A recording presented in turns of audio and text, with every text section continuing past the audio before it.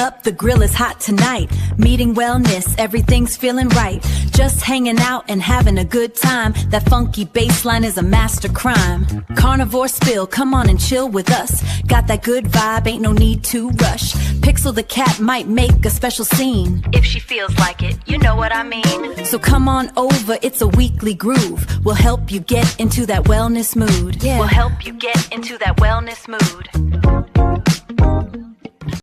Hey everybody, welcome to Let's Meet Up. Brett, did the song put you in that wellness mood? Yes, it did. That was very nice. Awesome.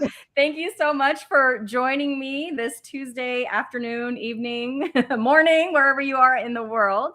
Yeah. And I think a lot of people are excited to hear from you because you have a lot going on recently. If you guys are not subscribed to Brett's channel, there's definitely a link down in the description below. So go find him at Who's Your Carnivore, give him a sub. But Brett, I think we went carnivore, or at least initially, around the same time. Can you give us just a real brief history of that for people that don't know you? Yeah, for sure. I started the weekend of St. Patrick's Day, 2023. About the same time, Carrie also started his carnivore journey. Carrie from Healing Humanity, if you don't know. But I was great for a couple years. I had a lot of stalls. I lost some weight. I got off of my diabetes medication and high blood pressure medication, and was doing good for a while. And then, I started my channel and started getting in with the Healing Humanity crew and helping them, traveling with them a couple different times. And there's more to talk about on that later. So about what's going on with Healing Humanity. But about April of last year, my family and I, we went to Florida for a spring break trip with my daughter's friends and their families. We went to Universal Studios, went to the Harry Potter stuff, and we stayed in like this Harry Potter Airbnb, which was really cool. And it's, a bunch of teenage girls and parents and a whole giant house full of junk food. And I was like the weirdo. I was definitely the weirdo in the situation, only eating meat and not partaking in any of their snacks and all the different foods that they were cooking, and I had been on a stall for probably, I don't know, months, if not maybe a year. I'd been kind of stalled, but doing okay. Not gaining, not losing, just kind of moving along. And I cracked. I gave in. I'm like, well, we're here on vacation, and I went ahead and started having a lot of the foods that, got me in trouble in the first place, Doritos and barbecue potato chips and breaded stuff and sweet stuff and, all the things, and I thought, well, I'll be okay, vacation. I get back home, I'll do, a little restart, but the little devil on the shoulder got his talons in me. And next thing I know, almost like a year later, I gained my weight back. My blood pressure started going haywire, but I'll talk about that in a minute. And my blood sugars started becoming erratic and shooting up real high. And, and I just told myself, I can't lie to myself anymore, because that's what always happens to me. I don't know about other people who are listening, before they became carnivore, if they kind of would eat things they knew were bad for them, but they would have this little mental wrestling match about, oh, I'll do better tomorrow. I'll start, and I can do better. It's okay this time. A lot of that going back and forth. I was eating decent meals, but like when I was out traveling for work, it was fast food and bag snacks and gas station hot dogs and, easy, convenient foods. I stopped meal prepping. I just got out of the groove. And so Meat Stock came around. I signed up with the Carnivore Brothers to cook for that event. I'm like, this is my chance. I'm gonna do my carnivore restart. Went to Meat Stock and reunited with all my carnivore friends and family, and really gave me the push, the attaboy that I needed. And I know everybody could tell that I had gained weight and I wasn't looking like my old self, but nobody was judgmental. Nobody judged me. I talked about it with a few people and they're like, you got this. And so, it was really a good feeling. And so I got to see the Healing Humanity movie while I was there, which was great. Got to sit next to Carrie during the showing of it, which was cool. Yeah, and I've been doing great ever since, all the way up till June 26th. And I think what happened, I started feeling weird. It was a Friday, late afternoon. I was working from home and I started feeling like a little numbness in my left hand, which I've got a little carpal tunnel that kind of bothers me when I have a little inflammation flare up, but it usually goes away right away. It doesn't bother me. But this time it's like my whole hand was going a little bit numb. And then it started creeping up my arm a little bit. And I'm like, wow, that's kind of weird. And I started feeling like not myself, almost like when your blood pressure or when your blood sugar goes low and you feel like you're a little off. And then the scary part happened. I started feeling numbness in my jaw, in my lip. And I'm like, uh-oh, left side, left side, left side. This is not good. So I went upstairs. My mother was at the house and I said, I'm not feeling well. I just want to go in to the ER and get checked out. I just want to make sure this isn't a thing. And it's good that I did because it was a thing. My blood pressure was 242 over 112. Wow. And, I wasn't feeling bad. I wasn't losing speech. I wasn't losing movement. It was just the numbness. There wasn't really anything else. So I went in, they took my blood pressure, they IV'd me. They got me on an IV'd blood pressure medication. And probably within 20 minutes of getting that, the numbness went away. It was gone. Okay. And my blood pressure started coming down, but it was still up. It came down to like 200 over 100 something. It was still high. So they went ahead, they admitted me to the hospital, started me on a couple different blood pressure drugs. They started me on like a vasodilator type of drug to make sure, my vessels were open like they should be and I had good circulation. They ran a CT scan with, what do they call it? Just with the regular fluid. And then they ran a contrasting one. And then they ran an MRI. And then the next day they ran an echocardiogram to check my heart. And all those tests came back fine. There was no signs of blockage, no signs of damage. So, we're all breathing a sigh of relief. So now it's just a matter of getting my blood pressure back under control. So they got me on 2 different blood pressure medications. They're having me take an aspirin. They're having me do the vasodilators. And slowly, I spent the night the first night.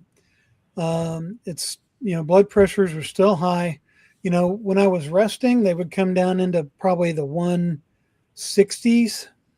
And then when I would get up and go to the bathroom, just that getting up, going in there, doing my stuff, coming back, and then they would retake the blood pressure and it would jump back up to like 200, like really easily. It was jumping up. So they kept me there another night. And they said, it could take a little bit for the blood pressure medications to really start having full effect. And gradually, after the second night, they started getting better. And then after the third night, they started pretty well normalizing. I was down, my resting lows were in the 120s, 130s. And then I would get up to go to the bathroom and it would jump up into the 150s, 160s. So it's still having that little bit of effect, but the blood pressure medicine was working. Then on the fourth day, the doctor decided to put me on a third blood pressure medication, and that seemed to kind of do the trick. And it came down long enough where they were happy with it, and they said, get out of here. And since then, I've been checking my blood pressures multiple times a day, and now it's pretty well normalized. Good thing is that third blood pressure medication he stacked on the last day, that was only like a 3-week prescription. So I've only got a few more pills of that, and then I'm off of that one. So hopefully once I'm off of that one, I'll have it down to 2, and then I can start, working on getting healthy and all the things I need to do.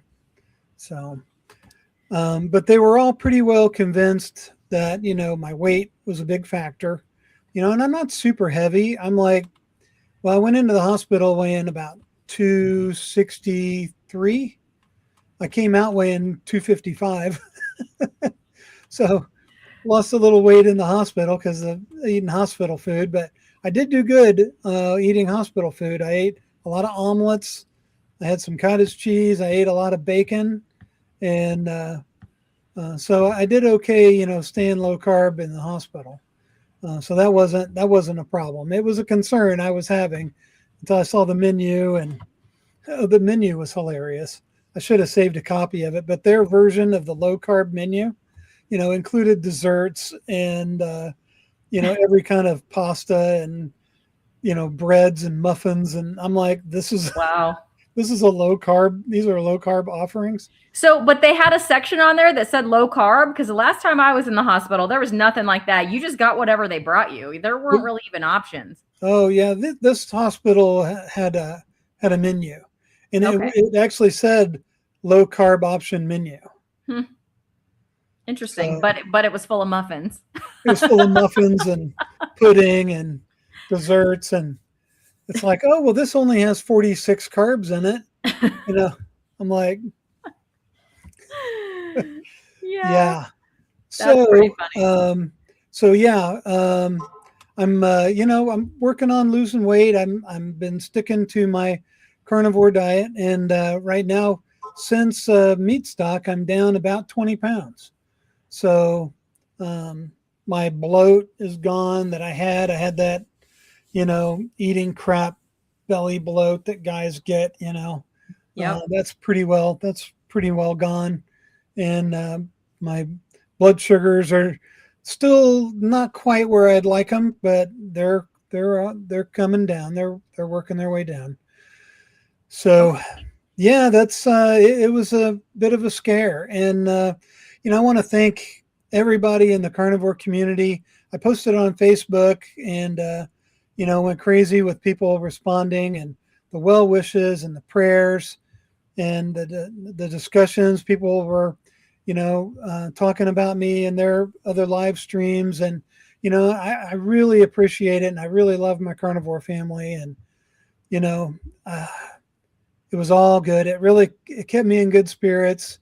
I was reading all those messages while I was in the hospital, and it really, really helped me out a lot. And I very, very much appreciate it. Yeah, our community is awesome. There's a few of us here right now saying hello, so I'm just going to pop them in. So hello, Liz. Liz is going live with Rick at the end of this live stream. So at 4 p.m. my time, or 7 p.m. Eastern, or I don't know, calculate your own time zone, I guess.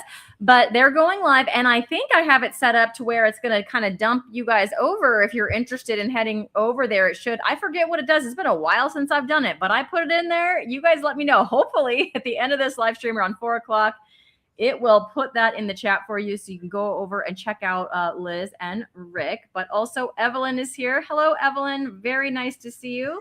We have Cynthia, but I just like to call her Simpson. She's great. Simpson is here. And we've got Dee Lee coming in to say Lisa. hello. Thank you, Lisa. Yes. Always good to see you. Yep. And here's Susan. Susan popped in saying, "Hey, Brett, so glad to hear that you are doing better." Yes. Very glad. Susan sent me messages on Facebook. I appreciate that. And Evelyn says, "Keeping the prayers coming so you recover smoothly." So yeah, there you go.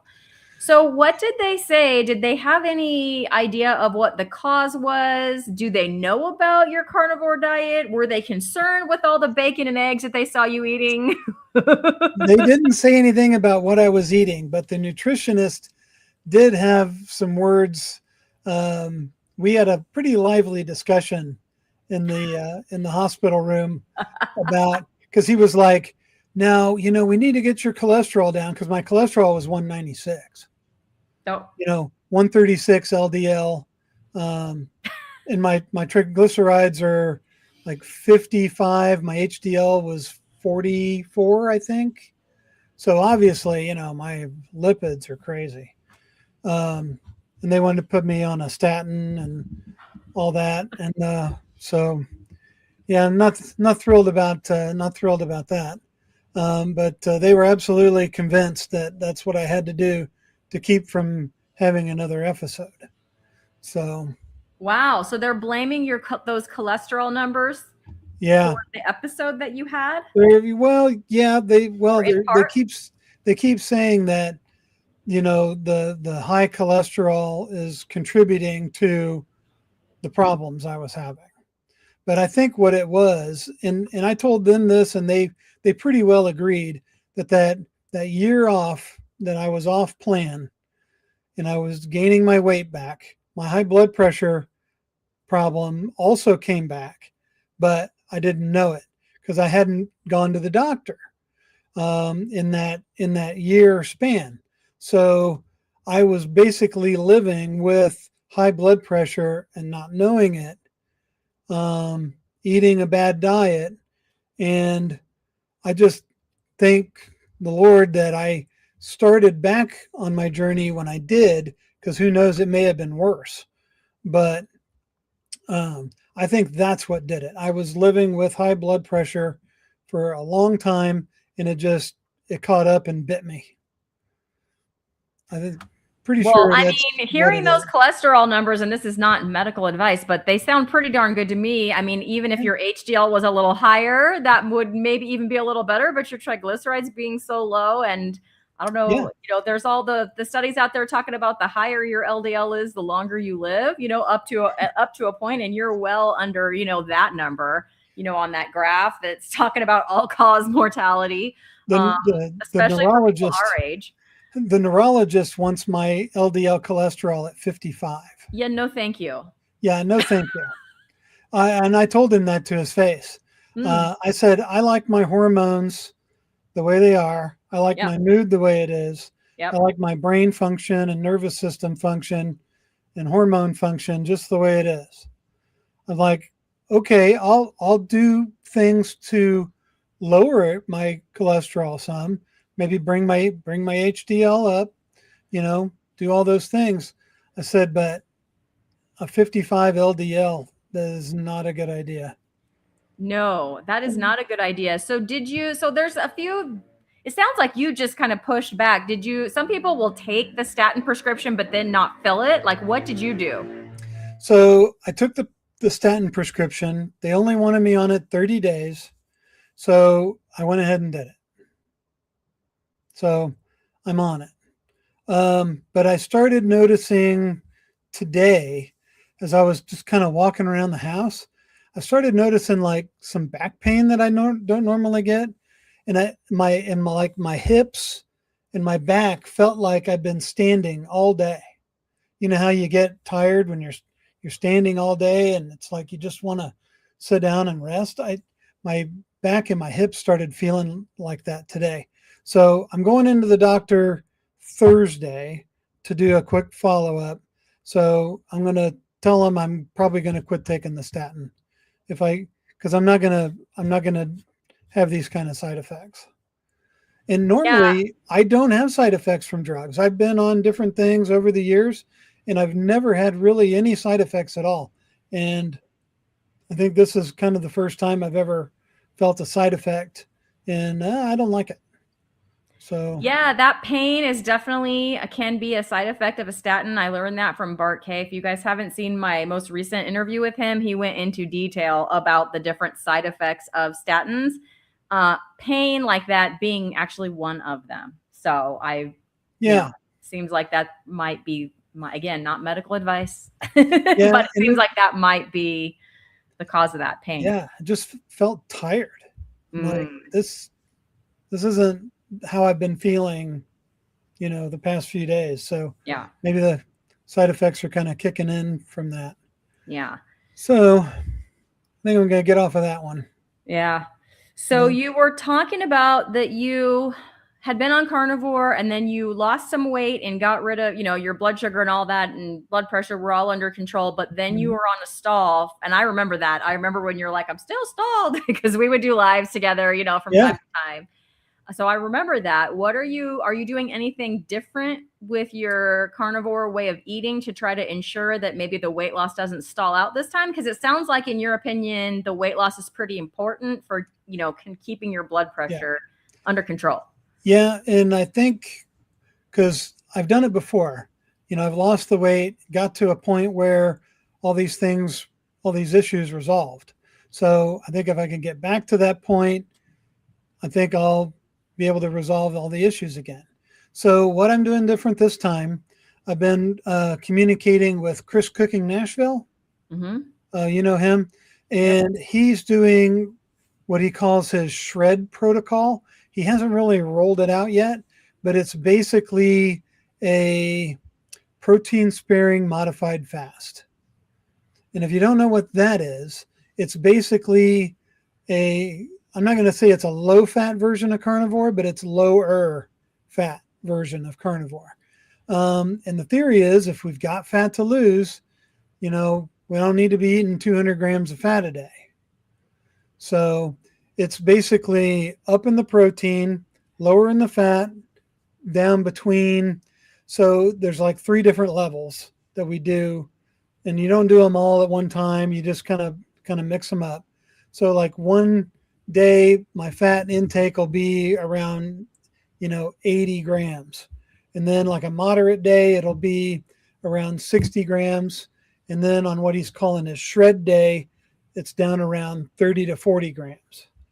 So it's more chicken, more lean meats, cutting the fat off the steaks, stuff like that. And so far, it's been working for me. Down 20 pounds in 2 months, and probably 12 of that has come since I started the protocol, the protein sparing modified fast. So, and really, I don't feel any different. I don't feel like I have low energy because of that. I feel like I have low energy because of the statin. And that just started kind of today with that side effect. But it's been, my energy level's been good. I'm back to work.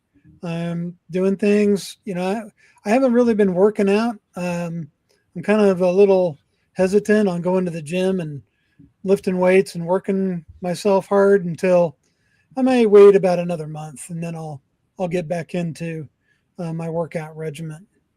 But I just want to give my body a chance to normalize with these blood pressures before I start to push myself. So that's what I'm doing. Yeah. When you're doing that protocol, are you tracking everything so you can make sure that your grams are like those grams that you just mentioned? Yeah, I'm doing the free version of Carb Manager. It's a free app you can get for Android or iPhone. I'm not a big fan of tracking, but I need something to keep me accountable.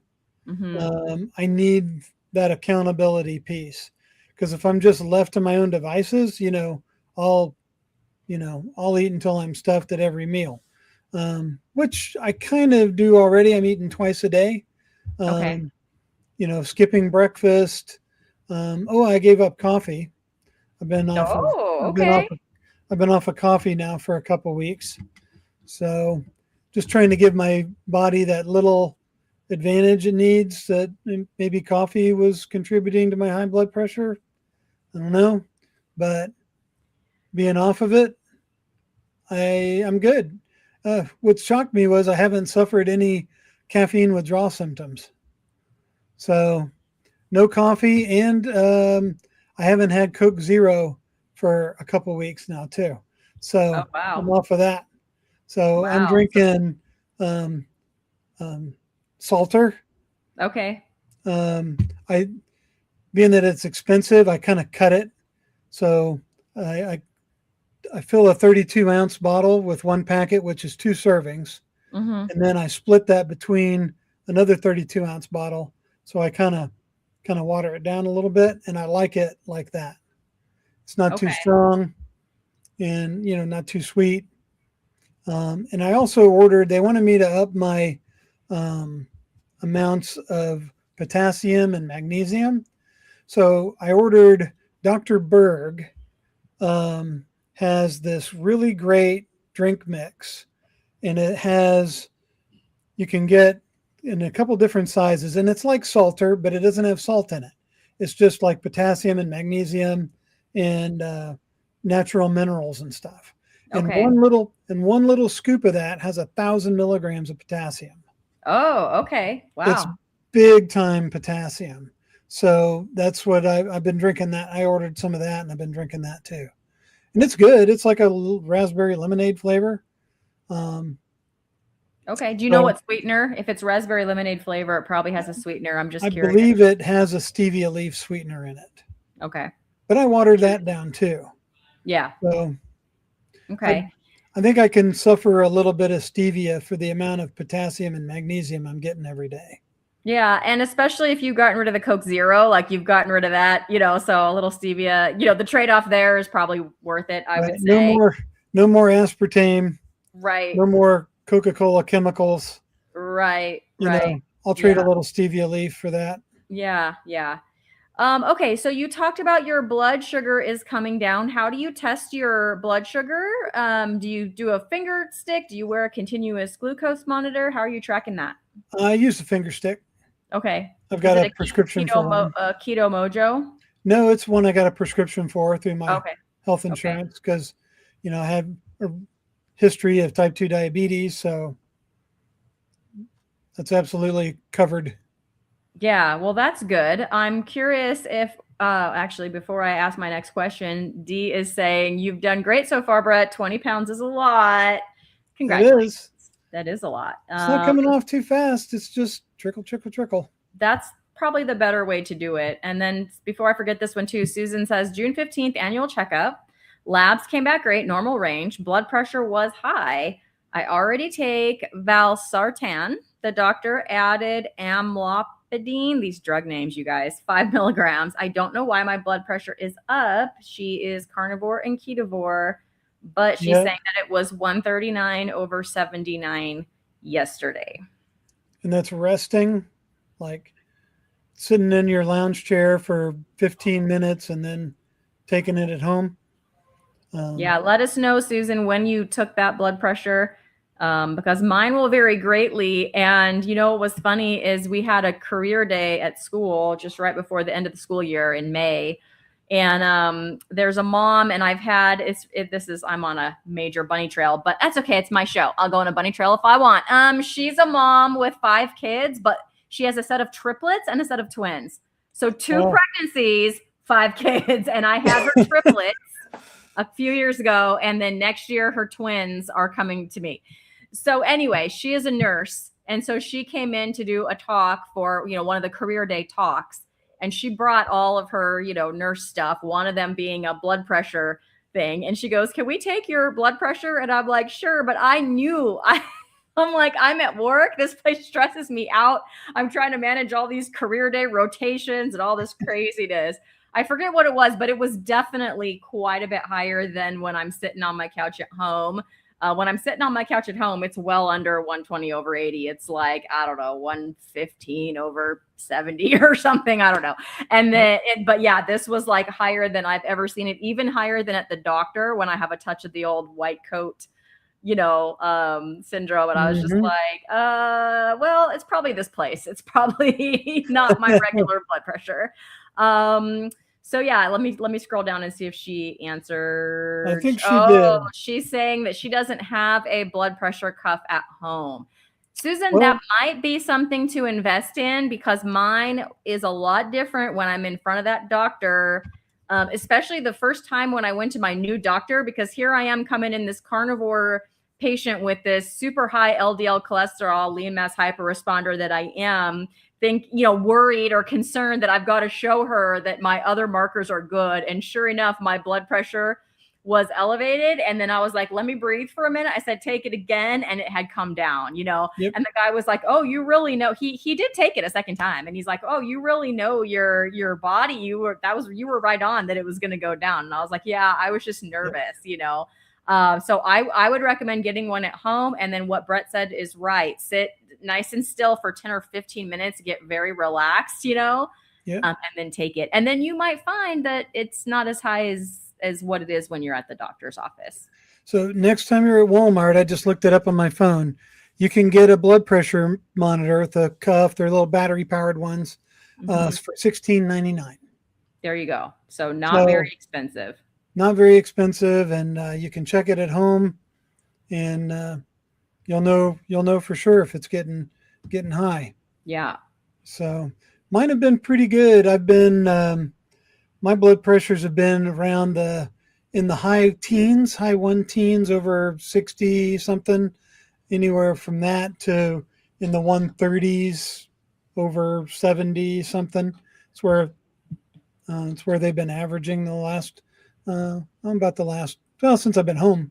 Yeah. So. Well, yeah, I'm sure you're more relaxed at home than you were in the hospital. And when stuff wasn't coming down and you had to stay there for 4 days and you're doing the best you can with the low carb, low carb with muffins menu that they gave you. Yeah. It's pretty funny. And Susan says, thank you. You're welcome, Susan. I know you're around my live streams a lot, so please let me know, did you buy that blood pressure cuff and how it is going with that? So I'm curious to know, I started asking you about how you check your blood sugar, and you were talking about your, the one that the monitor you have that insurance paid for because of your type 2 diabetes and all of that. But, for some people, eating more protein and lower fat can cause them to have a higher blood sugar because their body especially insulin resistant people, or people that do a lot of protein powders, which I don't know if you're doing that or not, but I'm just saying that will cause a higher blood sugar because of gluconeogenesis. So you haven't noticed anything like that doing this higher protein, lower fat version? No, it's still running in the 120s on average. It'll jump up in the 150s, sometimes 170s, after a meal. Okay. And then it takes a while, but it'll come back down into the 120s. Now, I'm hoping, as I continue to lose weight, it'll continue to normalize. Yeah. And I know I'm insulin resistant because they were checking my blood sugar at the hospital. And they're like, oh, your blood sugar is 162. And I'm like, yeah, it's probably stress and things, and it's been, sometimes it runs that high after I eat, and so they were giving me a couple of units of fast acting insulin and it didn't do anything. Okay. Yeah. So there you go. They're like, wow, we haven't seen that. It would go down from the 160s to maybe the 140s. It wouldn't go way down. So yeah. Wow. That is I'm insulin resistant.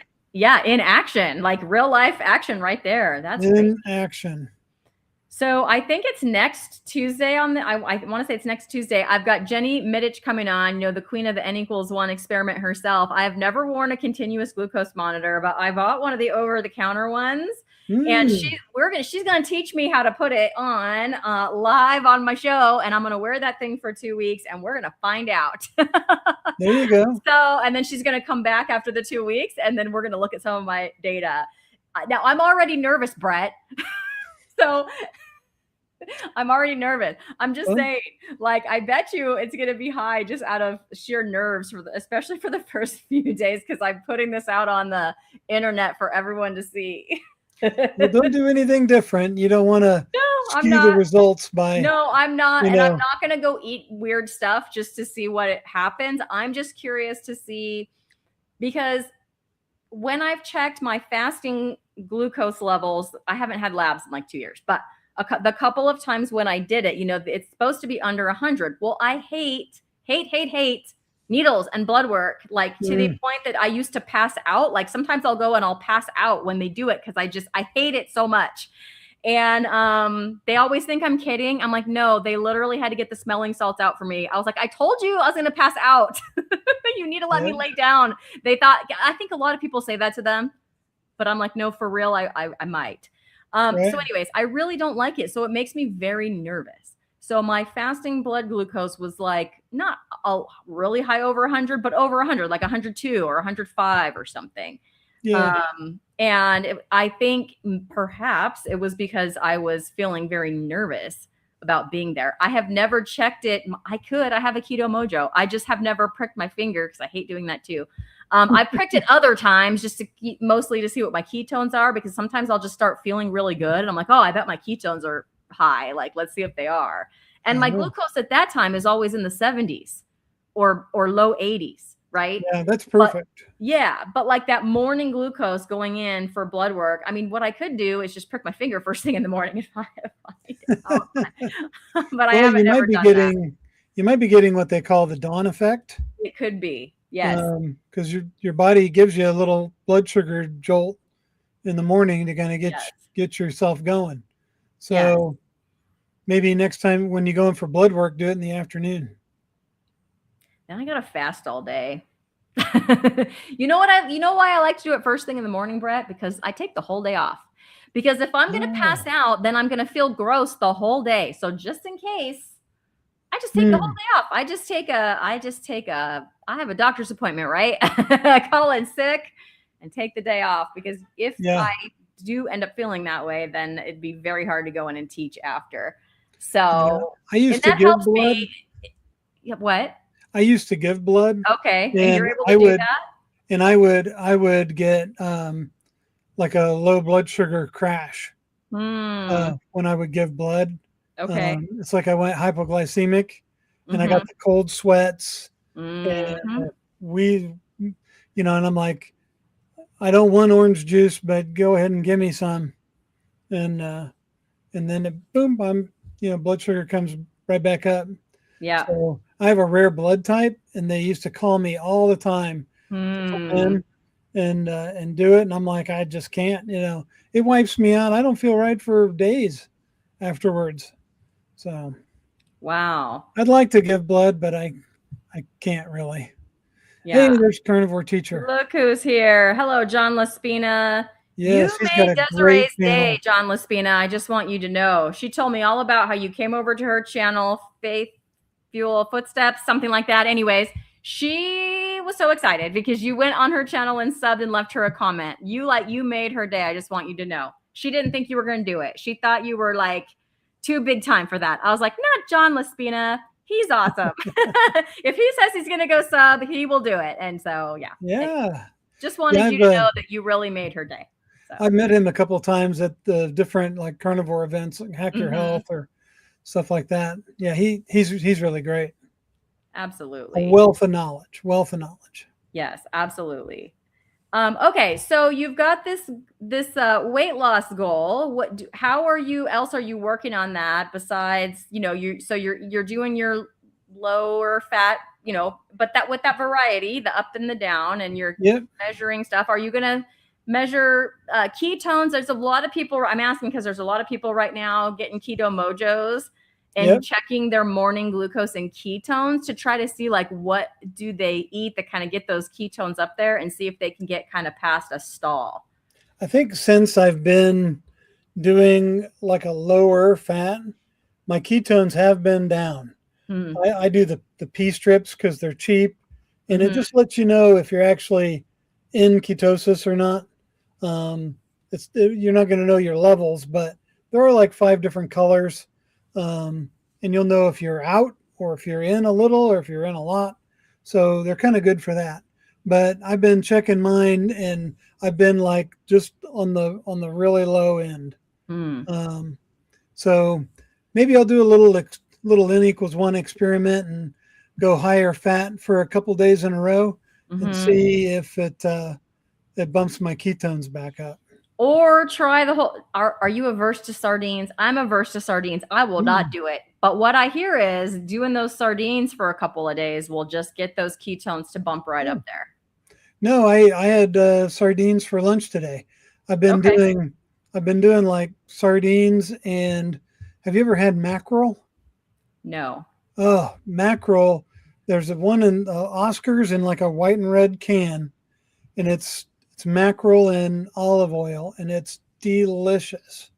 It's not like whole fish. It's like just chunks of meat, of fish meat in the can. Okay. And well, maybe I'll buy one. Really good. I could eat it every day. That mackerel is so good. Yeah. And I've heard that mackerel and sardines do have a similar effect. Perhaps the mackerel, I would hesitate to say that I would find it good because I don't like any seafood. I just don't like it. Oh. However, maybe I could get that. Maybe I could eat it. Maybe I can tolerate it. Maybe you could buy a can and try it. And yeah, give it a try. It's because of all the sardine stuff. As far as I know, John is saying there's a sardine scarcity in the stores for some reason. I can't find any in my stores. I'm hearing that, John, and I think it's because of all the sardine. I don't know. I know it's not really fasting, but that's what they're calling it. You know, the cool kids are calling it the sardine fast. A lot of people are doing that and getting the benefits from it. And I think maybe that's why, but I don't know. Maybe it's something else too. But yeah, you're not the only one that I've heard that from about the sardines being scarce in the stores. I'm going to try the mackerel because I will eat a can of tuna. Like if I have to, or, you know, if it just show. There it is. Oh, okay. That's what it looks like. King mackerel. Yeah. Yep. King Oscar's mackerel. Okay. I'm going to go look for that. I will eat a can of tuna in a pinch. Like if I'm in a hurry, you know, to take it to work with me, I won't eat it at my house. But if I'm going to school, you know, and I need something that I can grab quickly, I've been known to get a can of, you know, tuna, and I can eat it. It's not like delicious or anything, but, you know, but like sardines, I literally just, I tried multiple times. John is saying, damn, that happened to oxtail. Prices went way up. Yes, all of the cheap things, the things that used to be cheap, picanha used to be a cheap cut too. And the price has gone up quite a bit. So my picanha was, I think when I first found it was like $7.79 a pound. And now it's I think it's like $10.79 or something. Yeah. Because people discovered it and it's delicious. Yeah, now people are talking about it and it's popular, and it's my own fault. I was late at picanha, the picanha evangelist or whatever. No, I don't have that much influence. Come on now. Speaking of picanha, Brett, that brings me to the thing on the thumbnail that said seasonings. And I would love for you to tell us about your good stuff. I'm going to call it good stuff. Seasoning. And then I'll tell you why I brought that up when I said picanha. Yeah. So there it is. Good looking guy right there on the bottle. So yeah, I came up with this a couple of years ago. And I wanted to make my own seasoning because I love to cook and grill. And, you know, you go to the store and you look at all the different ones. You know, I'm an ingredients reader like we all are. And you see that dextrose, maltodextrin, silicates, all these different kinds of, sometimes they even put vegetable oil and like corn syrup solids and other kinds of crap in there. And I'm like, you don't have to do that. I'm like, so I came up with my own seasoning. I, you know, messed around with it for a while and kind of refined it. but it came out too. My family loves it, and they call it the good stuff. And it is 5 simple ingredients. It's sea salt, smoked paprika, black pepper, garlic powder, and onion powder, and that's it. And I found a good clean source for all the stuff, and there's no other silicates in there. Anything. It's all fresh, so it's good. It's really good on steak. It's not so spicy or flavorful that it overpowers the meat that you're eating. You can still. I had it on my steak for dinner tonight before I came on. I put it on there like every time. It just kind of, I call it more of like a flavor enhancer than it is, something that's going to dominate the flavor of your food. I put it on pork rinds. If you get the plain old Max pork rinds and you shake some of that in there and shake the bag up, you've basically got like a healthy version of a barbecue flavored pork rind. Maybe not as barbecuey as they make them because they put all kinds of crap in there, but it definitely improves the flavor of, if you don't want dirty pork rinds, you want to eat clean pork rinds, this is a way to keep them clean. Chicken, seafood, I put it on shrimp, and I put it on lamb chops. Oh, it's really good on lamb chops. Yeah. So Brett was kind enough to send me some of his seasoning, and as soon as I came back from Las Vegas, I had to try it out on my picanha. And usually I just use like a smoked salt on my picanha. So I just kept the smoked salt, left that in the cupboard. I pulled out your seasoning. I used it to make my picanha, and it was delicious. The only thing I added was a little more salt. So for my personal taste, I wanted it a little more salty. So I just add a little more, just not smoked salt, but just like the regular Redmond salt to my personal taste. But it was really good. So I highly, highly recommend Brett's seasoning. And Carnivore Teacher says, "Oh, cool, Brett, you have your own seasoning." I'm buying. John, you will not be sorry. And I did put the link. So if you are watching this on the replay, here's the link. It's also down below in the description of this video. So go on over, help Brett out. You will not be sorry. I can vouch for that. It is really, really delicious. My next taste test is going to be to put it on my son Zach's chicken. He's very picky, but we'll see what he thinks with this seasoning versus the other. What I normally use for him is the Redmond organic seasoned salt is normally what I put on all of his meat. So it's like the Redmond salt, but it has like garlic and onion and a few other things in there, but I don't think it has paprika in it. So some similarities and some differences. So put it on there and just don't tell him. Right. Well, it's a different color, so he's gonna notice. He's gonna notice right away. That's true. Try it on burgers too. Yeah, he's in the kitchen right now. Are you making burgers right now, Zach? He's in the kitchen right now cooking up some burgers. I don't know if I can convince him to put any of that on there. He's like, I hear you. And I think it was John just bought somebody just bought one. Nice. Okay. So John is saying this is true. Just make sure the pork rinds you buy are fried out in their own pork fat. If it doesn't say that, it's fried in peanut oil. Always, you guys, if you're buying anything in a bag or a box with a barcode, I don't generally recommend doing any of that. But if you do, go ahead and, like John said, flip that over. And if it says that it's just pork rinds fried in their own fat, then that is perfectly fine. A lot of them are fried in peanut oil or even other seed oils. Yep. I've seen all kinds of seed oils on different pork rinds, that I have checked into. Dee is saying, Cristy, the sardines in water from Walmart, the store brand, taste like tuna to me, and they have no heads or tails. I just noticed last week, since that turns some people off. The kind that I bought, I don't know if I've tried the Great Value brand, but they did have heads and tails, and I tried eating one as is, and I tried mashing them up, like so that it would be more like a tuna. And people say it tastes like tuna, and to me, I don't know. Thank you for the suggestion. I might try it. I know I kind of wanted to do for at least, like the bones and skins are supposed to be like the part that's really good for you. But maybe if I tried the boneless, skinless, headless, tailless ones, I mean, maybe I would like those better. And who knows, maybe I would get the same type of benefits. I don't know. I'll tell you the ones that I really like that are probably my favorite so far of the sardines are the ones made by Polar. And they're smoked and they're in olive oil and they're really high quality and they're smaller fish. They're what they call the bristling size. They're not big, giant. They're not bigger ones.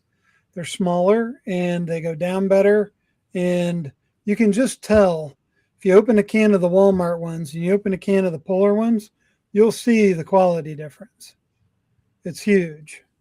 Yeah, I bought a whole case of those Polar sardines, like what you're talking about. And at that point, I had tried 2 other kinds, and I couldn't even bring myself to eat them, and I gave them away. You didn't try them? Oh. I just couldn't. They sat there. I bought a whole case, like a whole case, and they sat there, and they sat there, and they sat there, and I thought, I don't think I'm ever. I just couldn't bring myself to even try them, and I gave them to my mom. I think she passed them out at her. She lives like in a senior community. I think she gave them away over there or something. I don't know. Well, they're good because they have that little smoky flavor to them. Something I do, maybe a hack if people they can eat sardines, but they don't really like them that much. I use I went to, where was it? One of the fancy high-end grocery stores, and I got this organic ground brown mustard that was like 3 ingredients. It was ground mustard and water and vinegar. It was really super clean. And I put a little bit of that. It's kind of like a Grey Poupon, kind of a spicy brown mustard. And I put a little bit of that on each one when I eat it. And it's much, much more palatable.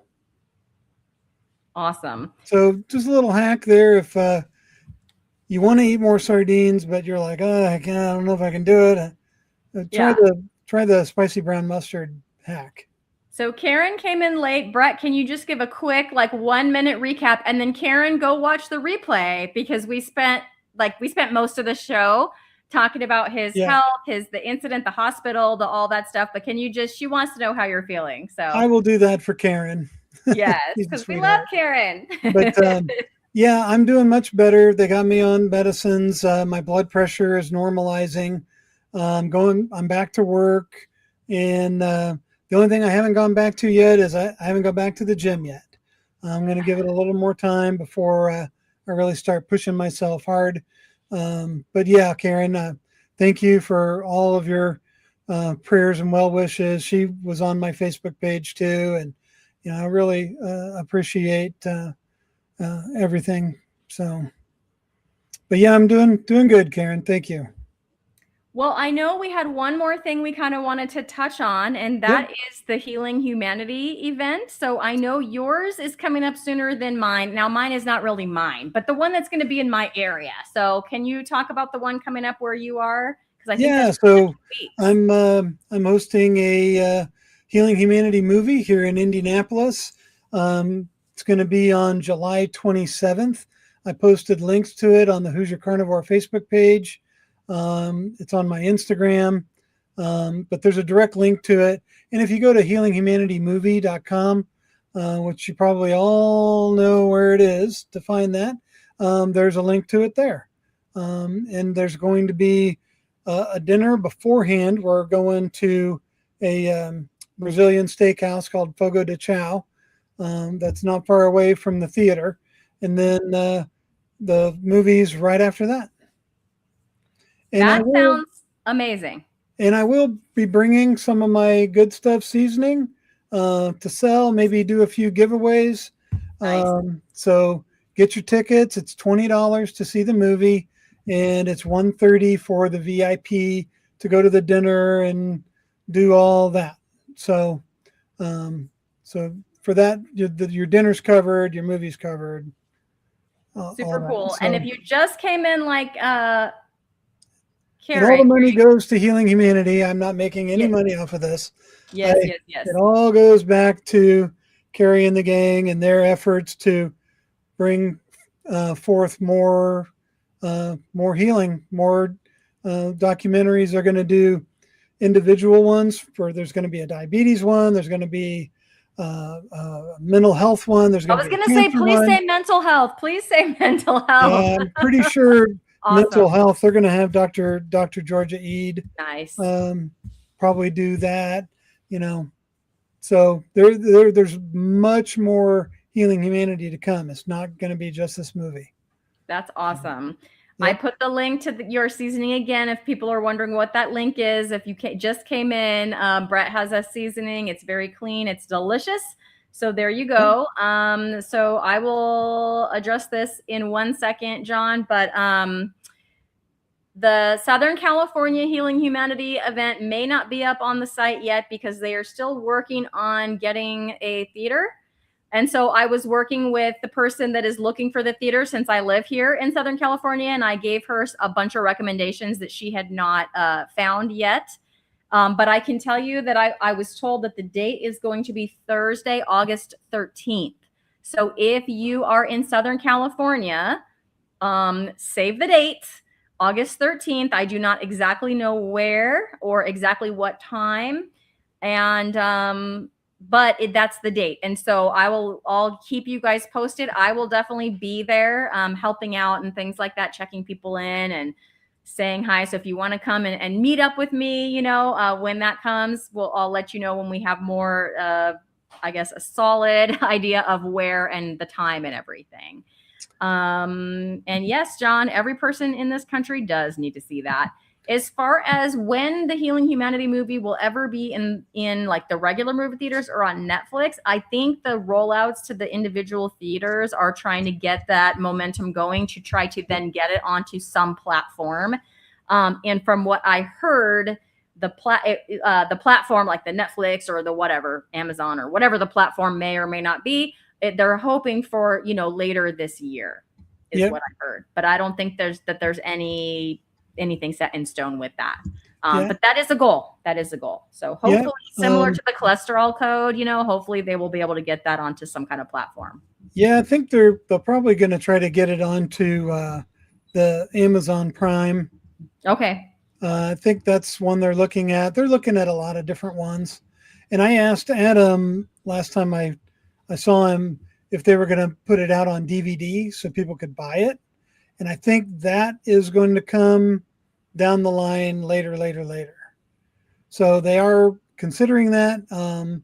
It's expensive to have that done, to press a bunch of movies. But that is something they're considering doing. So.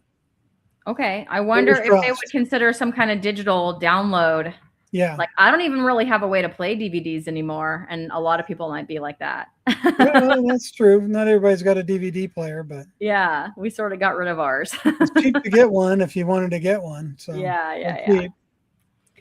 But so what do you have coming up either on your channel or events? I know you do a lot of cooking for events and things like that in our community. What do you have coming up, Brett? Well, there's nothing coming up immediately. But in November, I am part of this Primal Restart group where she's selling these packages. It's like a 2-week long vacation package where we go to Sedona, Arizona, and I'm cooking for a group there. And they're bringing in doctors and nutritionists and stuff. And it's basically you walk in a non-carnivore, you walk out a carnivore. That's cool. It's expensive, but that's also on my Facebook page. It's called Primal Restart. It's a wonderful event. We're trying to get people to sign up for it. That's going to be in November. And then I might be cooking for an event in Tampa before Hack Your Health that Adam and Scott are brewing up. I might be cooking there before I go to Sedona, maybe. And then I always cook for Dr. Kiltz. His get together will be at his place in Florida next spring.